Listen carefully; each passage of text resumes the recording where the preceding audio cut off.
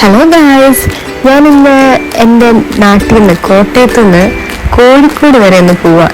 അതായത് എൻ്റെ ഹസ്ബൻഡിൻ്റെ വീട് കോഴിക്കോടാണ്, അങ്ങോട്ടേക്ക് പോവാണ്. പോകുന്നത് വന്ദേ ഭാരതിലാട്ടോ.